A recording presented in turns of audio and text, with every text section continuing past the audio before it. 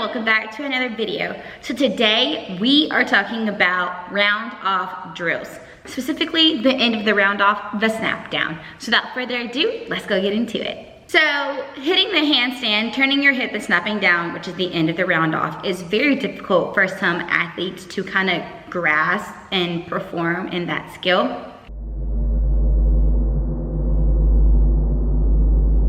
So I love doing handstand snap down on the cheese mat while it's folded, making the athlete snap down into that hula hoop. It forces them to snap their feet down faster so they can get their feet right up underneath, so it's easier for them to lift their chest up.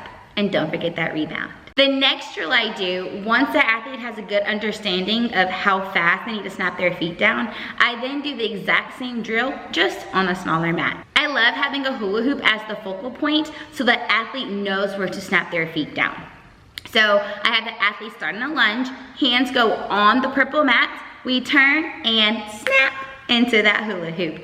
Once again, don't forget that rebound. And once they grasp the concept of the full round off, starting in your lunge, kicking, turning, hitting the handstand and snapping down, I then do it off a panel mat.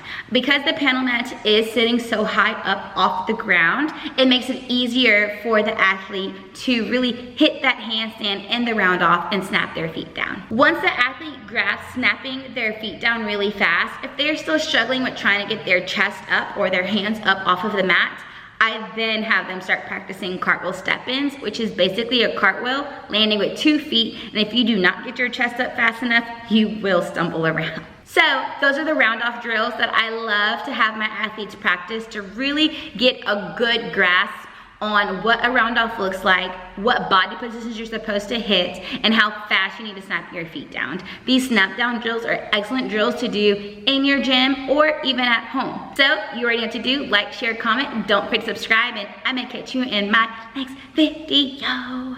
Bye.